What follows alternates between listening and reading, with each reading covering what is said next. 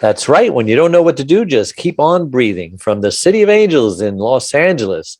Welcome to all my listeners out there in Radio Land. I am Dave, the Caregiver's Caregiver, coming to you live and on demand 24/7 on numerous syndicated radio and podcast networks, on 26 global audio and video platforms, including iHeartRadio, iTunes, YouTube, Spreaker, SoundCloud, Vimeo, Stitcher Radio, Blog Talk Radio. Should I go on? There's a lot of them. In fact, we're proud to be voted #1 caregiver podcast of the top 50 on Player FM, and #2 caregiver podcast on FeedSpot out of the top 60, and #2 on caringvillage.com. And we have an especially exciting show planned for you today. What to do when you need others to see things your way for the benefit of your loved one. Deb Brown Maher is a sales coach, author, and speaker with a passion to eliminate the negative stereotype of sales by teaching people how to sell from a position of integrity. Yay! Deb shares her methods in her book and video training called Sell Like Jesus. Love it. 7 characteristics of Christ for ethical sales. But what Dr. Deb teaches isn't just for sales. She also works with pastors, coaches, hospice workers, parents, family, and friends who must get buy-in to accomplish specific outcomes. Sounds like a caregiver. She's the COA for her 95-year-old mother and has to constantly negotiate with workers at the 24-hour nursing care facility where her mom lives now. You're going to share your caregiving insights as well as some selling skills that have helped you get the best possible outcomes for your mom under difficult circumstances. And before we get started, I do want to thank my last week's guest, Armina Kaheshian, encouraging caregivers to live abundantly with her core values to empower, enlighten, and build together to form a hopeful community. And just a reminder, that show and all our shows, including this one, you can watch or listen to on our membership website, caregiverdave.com, or any of our other 26 global networks that I mentioned earlier. Okay, enough of that. Dr. Deb, welcome to the Caregiver Dave Show. We're so excited to have you on. Thank you so much, Dave. And I have to acknowledge the doctor designation is a promotion for me. If I'm a doctor of anything, it's PhD, past having doubts. PhD past having doubts. What does that mean? That means when I have to stand up for what's right, I don't shrink back. I don't doubt myself, because when you advocate for a loved one, if you don't speak up, chances are no one else is going to. That's true. So doubts will keep us from taking steps that will help others. When we are the only way that they have. Cool. You are a caregiver. You were the oldest daughter of 4 children, and your mother depended on you for emotional support. She lost her husband 2003, and she had her own apartment, and you took pretty good care of her. You were the primary caregiver there, weren't you? I was at that point. And now she's in a facility because obviously she got worse. And that's really hard, determining when do we take our loved one out of the home and put them in a facility, because that's so painful, especially if they made you swear that you would never put them in a nursing home. But, for those who are living in guilt on the promise of, I promised I'd never put you in a home, but now they're 24/7 care and you can't do that. You're going to kill yourself. I recommend you change the promise. Say, hey, remember I made that promise that I would never put you in a nursing home. I've got to change that because I can't do that anymore because I'm killing myself. Now I will promise you to give you the best care possible, humanly possible. Yes. And so I think you get away with that. That way you save your life and your loved one is happy, because if you die, you can't take care of her, right? Right. So I like to ask my guests, just who are you? So who is Deb Brown Maher, and why was she placed on this earth? So I am someone who loves deeply and quickly. And ever since I was a child, I loved helping people. And interestingly, that one of the ways that manifested was by selling things, even as a kid. So I made these crazy little loopy pot holders. Oh, wow. I remember those from the Yes. 70s. And the kids And are the little tool that made them. exactly. Yep, a little metal loom and the loops, and you weave them and then you cast off the edges. So I would make these by the dozens, and Mom could only use so many in the kitchen. So I ended up going around the neighborhood selling them to the neighbor ladies and sold out. So I had money. I could buy more loops and make more potteries. And Mom loved it because it kept me busy. It How was old were you? outlet. I was 8 when I Wow. started. Yeah. Great first job. So I enjoy helping Mhm. people by meeting their needs. So it's no surprise that out of the 4 of us children, I've ended up being the one that my mother depends on the most. Yes, the chosen one. Yes, but I am blessed that my siblings participate, Oh, each good. one in the way that they are able. Um, but I am the emotional support from my mom. And how far away is she? It's a 2-hour drive, which is Okay. a challenge. Well, it's I better that believe she's 2 hours away in a place that is good for her than a place that's closer and good for you, but maybe not so good for her.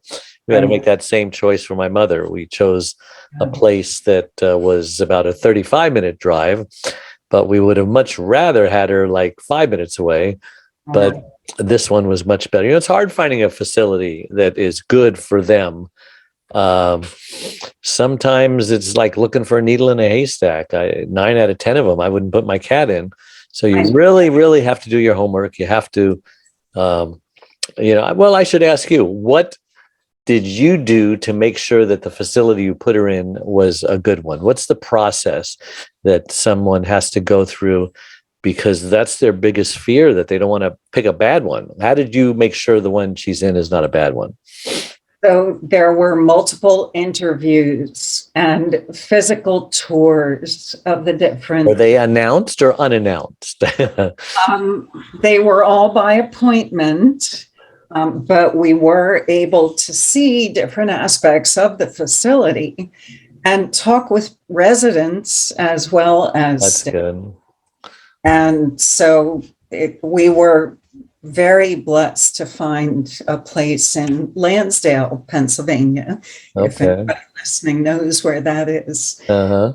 It's run by Mennonites, and it's more like a ministry than a business. Of course, it is a business, but they care deeply for the residents, and that's why Mom and Dad ended up there. It's almost like a Jewish home. They take very good care of their elderly as well. So obviously, when you went in there, it passed the smell test. Some places, when you go in, the first thing you smell is like a cat litter box. Yeah. So you don't want that. And then you want to look down the hallway and see if these people are actively involved in something, or they just skid littered along the hallway, staring at the wall. Like the lights are on and no one's home. And so many places are like that. That's why you want to do your homework. And good for you that you found a great place. So tell me a little bit about what led you to write a sales book called Sell Like Jesus. As someone who has made her living at sales, it was very important to me to be able to do it in a way that was congruent with my values.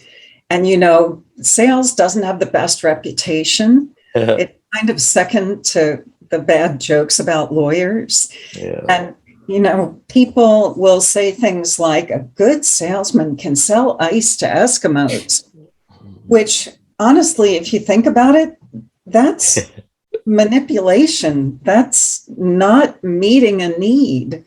That is preying on someone's emotions. So I didn't like being treated that way, so I was not going to treat other people that way.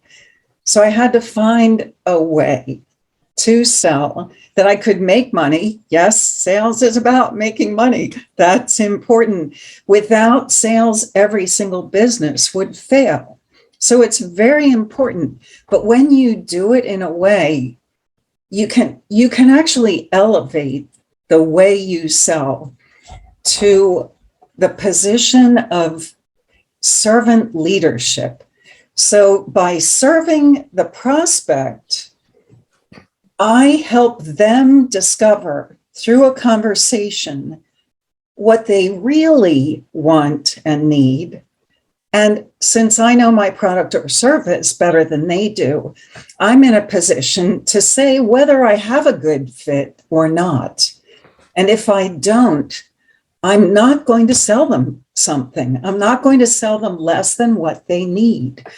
If they make the decision they want to buy from me anyway, I will take their money, but only after I'm very clear and make sure that they truly are happy with their decision. Because who needs backouts? That just causes trouble on the back end and bad press. So my book was a culmination of being able to express what I ended up doing and how I did it in a way that other people can actually read the book, learn, practice, and shift the way that they sell. And I was ecstatic when a woman at my church who bought the book, who does hospice care, came up to me and she said, "Deb, I got to tell you, this is helping me so much navigate between my patient and her family, because they keep trying to make her do things that she doesn't want to do. And I've been able to advocate for her so much better after reading your book." And that was a light bulb moment for me, Dave, because what it told me was that when you're good at sales, you're really just good at communicating. Right. And we all end up having to sell, in air quotes, at some point every day, whether it's parents selling their kids on doing the right thing, or in my case, selling my mom on going to exercise classes, because the more sedentary she is, the worse her physical state becomes. And she hates exercising. So, yeah, I can't just say, "Mom, do it because it's good for you." Yeah, that works. No. So it's another word for negotiation. It is. Yes. We're always negotiating. Yeah. So what made you want to speak to my audience today when we met in New York at the National Publicity Summit? You had a choice of all sorts of people, and you chose us. What were you thinking? So I was thinking two things, two skills that have been critical. One is the art of asking questions, and of course, listening goes side by side with that. And the other is something I already mentioned. It's being willing to stand your ground and not back down. Because, especially when it comes to our loved ones, if I don't speak up for my mom, she is afraid to speak up for herself. She is afraid of retribution. Even though there has never been anything like that, there is a paranoia that sets in that if she's a squeaky wheel, she's going to be mistreated. So she wants to go along, get along, she doesn't even want to ask for help to get down to meals when her legs are failing her. She doesn't want to ask for someone to help wheel her down. Where do you think all that came from? I'm not exactly sure, Dave. Really, I'm not. I think she wants to be loved. She's very gregarious. People pleaser. Yes. Mm-hmm. Okay. Yeah, that makes sense. Yeah. Yeah. So those were the things that I thought would be beneficial for your audience. Yeah, I agree. I could share a story that happened recently. with my mom. Yeah. So now your mom's been in assisted living for 5 years now. Right, right. So you've had many situations. Go ahead and share one. Yeah, there's a doctor on staff, of course, and physician's assistants. And the doctor, unbeknownst to me, the doctor set up a DEXA scan appointment for my mother. Okay, so what's involved? I don't even know what that is. Bone density scan. Oh, okay. Yeah, I know what that is. 95. Okay. She's 95? Yes. Okay. So why do we have to get a bone density? Yeah. I mean, what are you going to learn from it? She's made it this far. What are we going to do about it if we learn anything? Right. So this involves paying for transportation. It involves the scheduling of the timing, which they always seem to schedule her at mealtime, which means she misses a meal, which is an emotional upset. They take her to the facility. She gets in the room with a technician. It is a cold, skinny, metal, flat bed that she has to lie down on and lie still.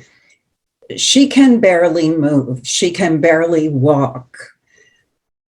So she sat on the table and felt like she was going to fall and could not bring herself to lie down. So the technician was no help and basically said, then I'm not going to do the test. Now, of course, I wasn't there. There was no one there with her. I didn't even know this test was going on. I hear about it later when mom is totally upset. So they didn't take the test. She didn't take the test. She paid the $50 for the transport. And now the doctor, 2 months later, wants to reschedule the DEXA scan. Thank God that the nurse called me because I'm the power of attorney. So she called me to say, we're going to get your mom rescheduled for a DEXA scan. I said, what? Please tell me, what is going to be different this time? Right? Now, I could have just gone off and said, no way, not doing it. This is ridiculous, right? Yeah. But that, respecting my mother, that would be making waves. So I use the questioning technique. What is going to be different? Well, I don't know. Okay, why does the doctor want the DEXA scan? Shuffle, shuffle, shuffle. Let me see. Looking through the chart. Well, she was diagnosed with osteoporosis in 2016. I said, that's news to me. I have never heard that. So what was done about it? Well, they increased her vitamin D. Yep, that's good. I totally agree with that. And the DEXA scan is going to do what? The nurse looked at me and she said, I'll tell the doctor we're not doing it. Victory! Yay! So I didn't even tell my mother. I did not even tell her that happened because all it would have done is upset her. Right. So that was one of those crises I was able to avert on my mom's behalf with the cooperation of the nursing staff. Yeah, same thing happened to my aunt who has dementia. She's 84 and she's with Kaiser. And they just out of the clear blue scheduled a bone density scan. And I said, why? They really didn't give me an answer. And I says, you know what? She's 84. She's made it this far. I think anybody who's 84 knows that I better not fall because I might break something. Whether you have osteoporosis or not, whether your bones are brittle or not, it's no good to fall. So, I mean, that's just logic. So I wasn't going to put her through that. I mean, it's bad enough she had to get an MRI to get a baseline on her brain. That was hard. And I wasn't, and it was necessary. Yeah. because you can see how far the dementia. But now, the more I think about it, I said, that probably wasn't even necessary. But I think they wanted to rule out, maybe there was something else going on causing her memory loss and not dementia. So that was the only purpose of that one, to Right. we either confirm dementia or, oh, it's not dementia, it's this other thing, and whatever. Maybe through a surgery we can fix your memory. It's pressing on something. So there was a purpose for that. But I said, no, not doing it.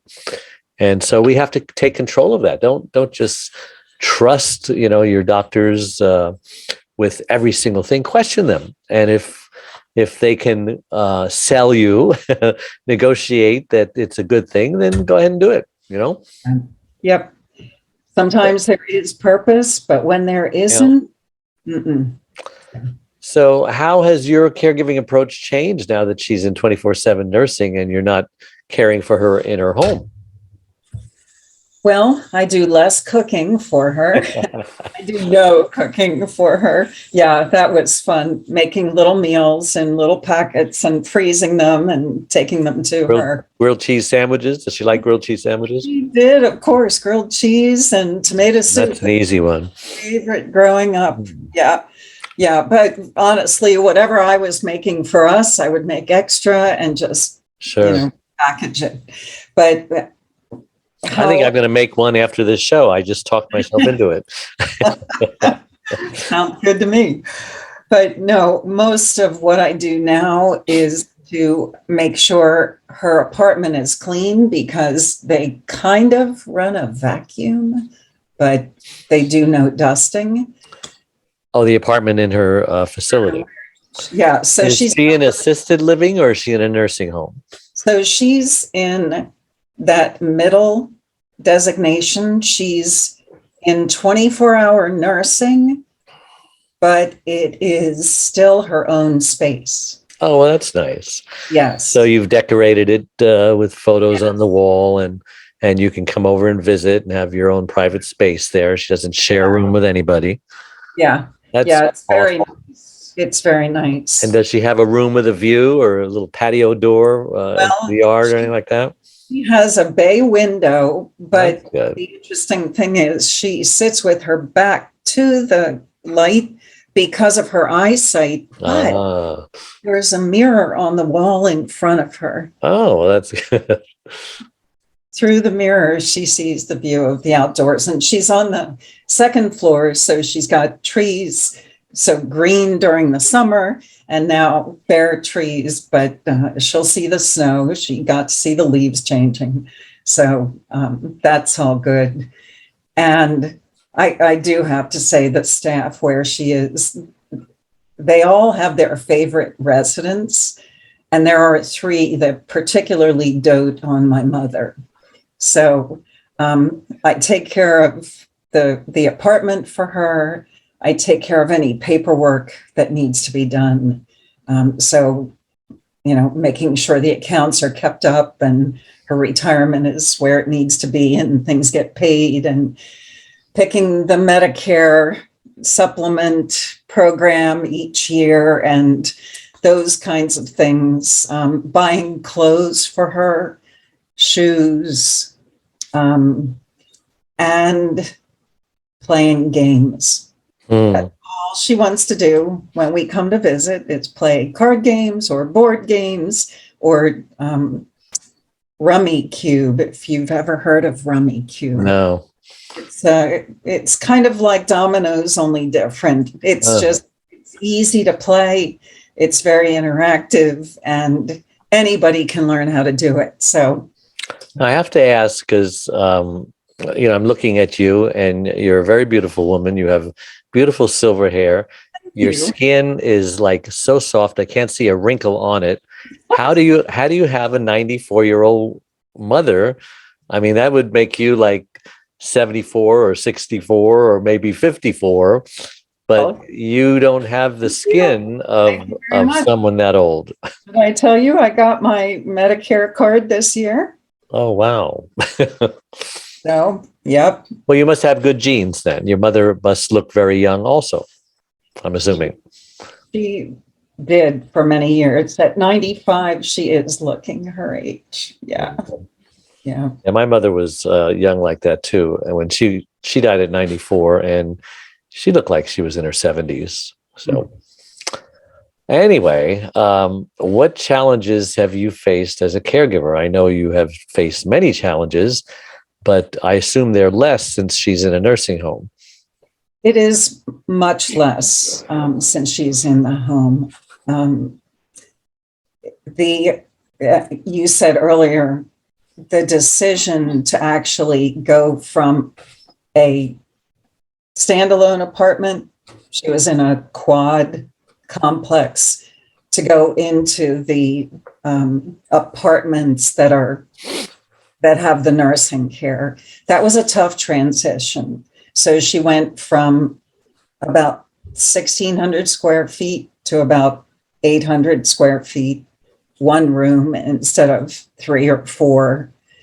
And for my mom, the next step, which unfortunately is coming soon, and this is going to be the really tough move. She's going to end up needing the full-time nursing. So that is another move.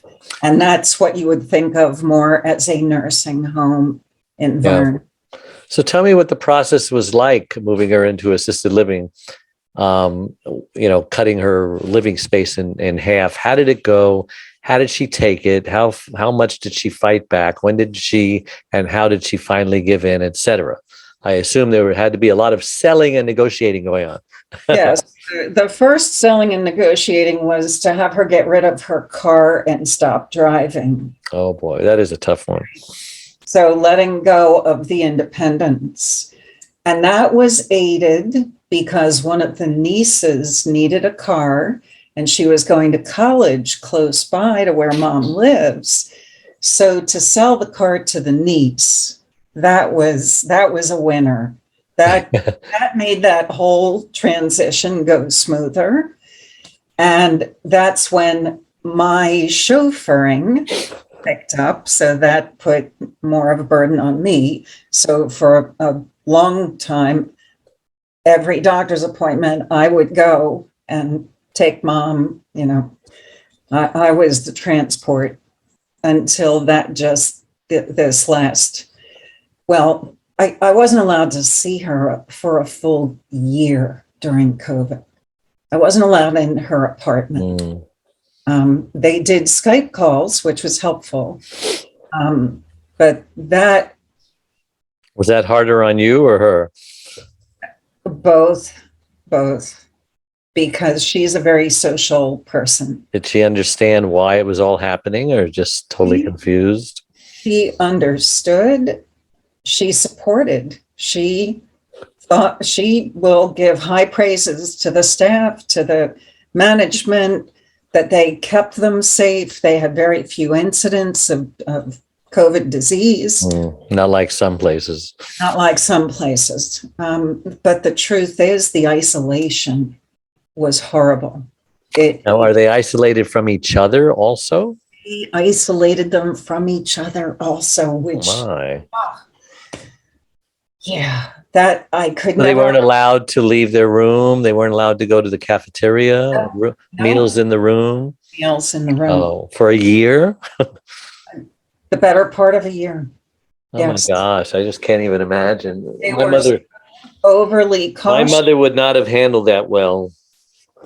Well, on the logic side, she did, but on the physical side, it would just make her depressed, I would think.